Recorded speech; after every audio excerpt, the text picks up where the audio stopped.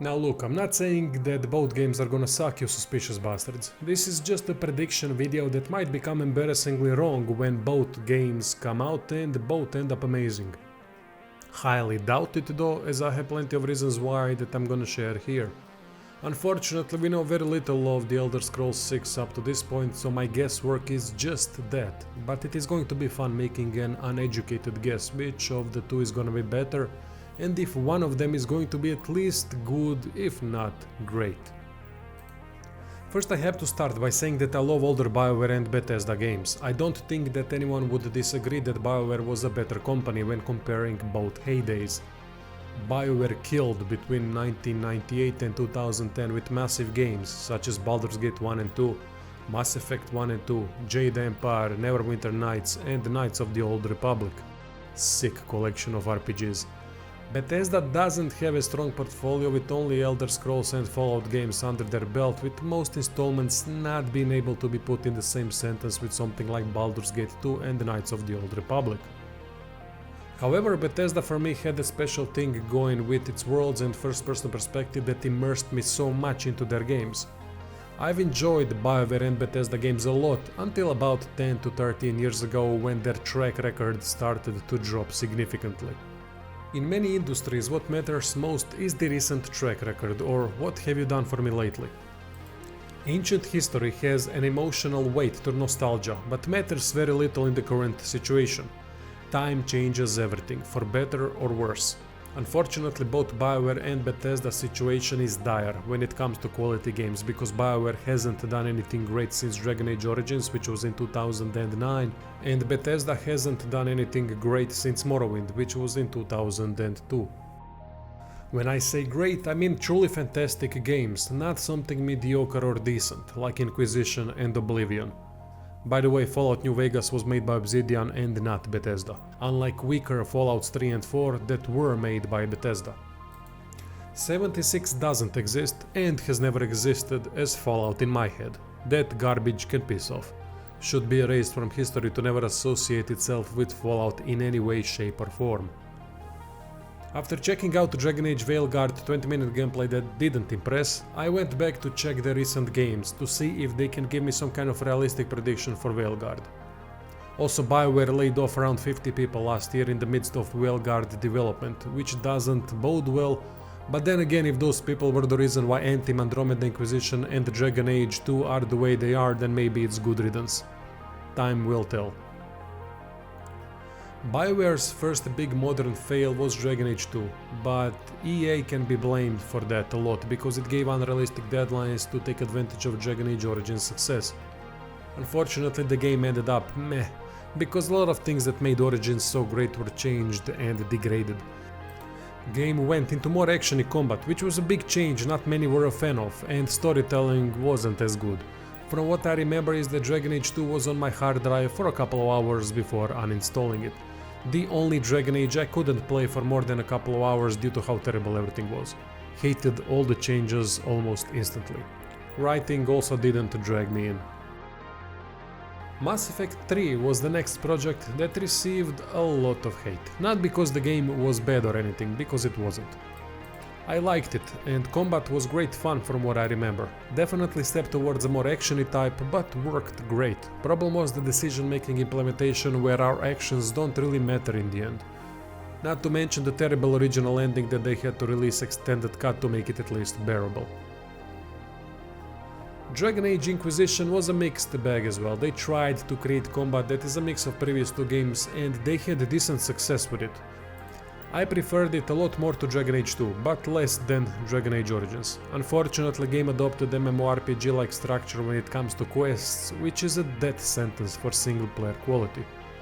Only MMORPG that I've played and had good quests was The Secret World.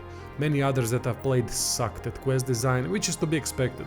Quests in MMORPGs are a filler for epic raid content where they shine. With such design, pacing went to shit. It seems like Bioware might have stretched themselves too thin with Inquisition because a lot of the ideas were unpolished and it was quite buggy. Speaking of buggy, here comes Andromeda. Mess of epic proportions, where EA should take some blame as well because they forced Bioware to work with Frostbite engine that was a double-edged sword. Frostbite was terrible at generating large maps, it seems. Also, development teams from 3 cities were on the project. Imagine that mess. Lots of people left as well. Game ended mediocre at best on release date, and that is me giving it some leeway. Again, fetch quests, decision making was poor, characters weren't good. Combat was quite fun though. Biggest problem was the state of the game at release date. Holy crap, was it bad. Then Anthem comes. Live service mediocrity. Not gonna spend time talking about it cause there isn't much to talk about. There were some good things like interesting and lush biomes to fly in and out, and combat was decent. Everything else, not so much. To surmise, Bioware even in their worst period in history doesn't have bad games. Closest to being subpar, which means below average, for me were Dragon Age 2 and Andromeda at release date, but thankfully Andromeda got significantly better with time. By looking at their games in the last 13 years or so, it is clear they still have the ability to create good aspects in games, but can't seem to make a good or great game overall, due to always failing on one or two fronts. Whether it is writing, decision making, quest design, dull characters, character leveling. Only aspect that has always been above average with different levels of success was combat, except Dragon Age 2 where I hated it but can't judge it due to not playing the game for more than a couple of hours. Now with what I've seen from Veilguard, I need to make a judgment call based on recent history. They have mentioned that focus is going to be on companions, which is a red alert for me. That means relationship bollocks is gonna be at the forefront and I'm not into that. There is already a lot of filler dialogue with meaningless interactions and choices, even in that 20-minute showcase.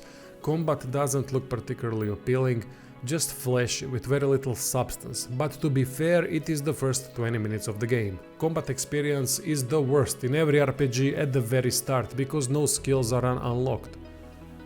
Not being able to control other characters is a big tactical problem though. Circular wheel enables using their special attacks, but that is about it. Everyone gets 3 special attacks that can be slotted at the same time, which is not good enough, unless those skills can be heavily modified into a wide variety of functions to enable vastly different playstyles. Character leveling might be a crucial component in how Veilguard ends up. If it is some shallow perk-based crap, then it doesn't bode well.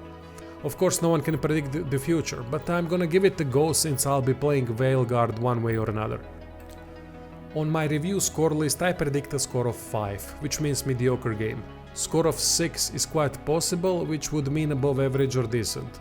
I don't see a way for it as of now to reach 7, good game, but let's hope that it surpasses all the expectations and becomes a legendary game. Switching to Bethesda. After Morrowind came Oblivion in 2006. Huge step down, unfortunately. Oblivion memes are alive even today. Monotonous world, weird NPCs, enemy level scaling wasn't a good idea. Streamlined compared to Morrowind. I don't remember Oblivion that much to be honest, even though I've played it, so I'm just going off what I've read other people saying about why the game wasn't received that great. After Oblivion came Fallout 3 in 2008. This was a special time for me because I wanted the new Fallout game so bad for a long time, because the first 2 Fallouts are some of my favorite games of all time. So Bethesda bought the license and did what they do, turn it into a first-person RPG. I hated the idea of it, but then I started playing the game and as a huge Fallout fan started to appreciate the option to experience Fallout in a different way. Fallout 3 was decent, and that's about it. Didn't capture the atmosphere that well, decision making didn't seem to connect well to endings, story wasn't that good, enemy variety was weak, game was a buggy mess, but quirkiness of Fallout style and watch system did make it quite an experience from the first person. It kept Fallout name alive and gave us an entirely different experience. Not an easy one to pull off, but Bethesda did okay. Thankfully Obsidian took it to the next level with New Vegas. 13 years ago Skyrim came out. It was a decent game in my opinion, but nothing more than that. Again, I loved exploring the world and just playing it, but downgrades to character leveling, bad UI, quests being a bit too similar to one another, enemy variety wasn't great, enemy AI wasn't good, game was too easy, economy can be easily broken, bugs, glitches and whatnot. Bethesda owes a lot to the modding scene that took Skyrim to the next level. Fallout 4 then came out in 2015, and it was the very first Fallout and Bethesda game that I started and didn't finish. I honestly don't remember much of it except being incredibly disappointed with the lack of proper RPG mechanics, especially when it comes to level up character progression. Didn't carry over the atmosphere from New Vegas, writing wasn't good, endings again didn't live up to the decision making up to that point, many quests weren't well designed, world building was poor, dialogue system was meh, lack of innovation, season passes and DLCs. Up to this point, probably the worst Fallout game made to date. Until this shit came. No. Starfield is the latest Bethesda's game and it is the second one in a row that I couldn't finish. Couldn't even get past the first 10 hours. It was so boring. Best part of Bethesda's games was for me exploring their worlds, even though most of them were just okay, but I enjoyed it nonetheless. Starfield completely killed the exploration. Almost everything was off for me. I didn't like any of the things they've done. Everything in Starfield is so basic and uninspiring. Again, lack of innovation was obvious and the outdatedness of the engine was now a major issue. RPG elements were sporadic as it seemed that Bethesda has finally accepted that they are not into RPGs anymore. Problem is, RPG open world games they have done had something special no matter how flawed some of them were. But if this is what you can do after switching to more streamlined and action-oriented open world games, then you're in serious trouble, because Starfield sucks. Which leads us to The Elder Scrolls 6. Seems like they are sticking with the same engine, but in their words it will be vastly improved. If you believe anything Bethesda says at this point, then you're gullible. What did you think they would say after Starfield criticism? That they are happy with the current engine? No, they will simply turn it into a positive, which is the definition of what PR does. Positive spin is, it is going to be vastly improved. No, it won't. So that is already a big minus for The Elder Scrolls 6. Another thing that seriously worries me is them moving away from RPG elements in games. It is a thing that worked really well with their worlds, but if they are going for a more action-adventure oriented style, then Bethesda games have almost nothing to offer anymore.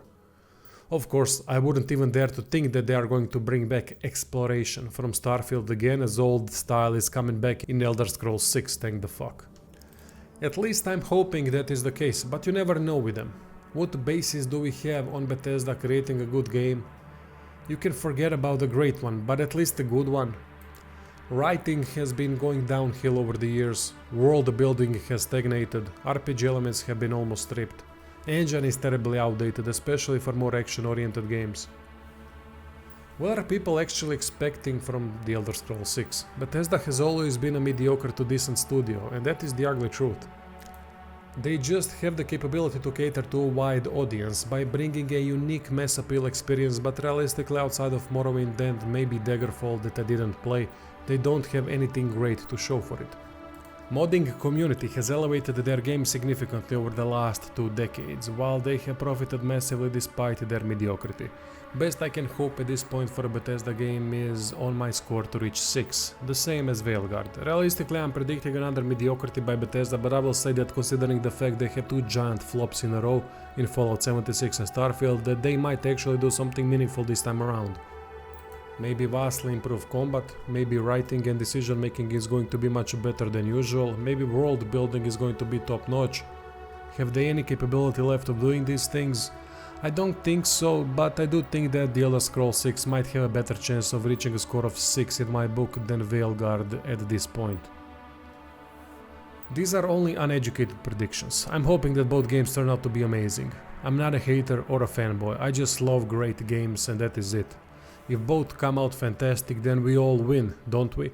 Is it realistic that any of these two are gonna be fantastic? Based on recent track record, definitely not, but stranger things have happened. We'll see, as blind people would say.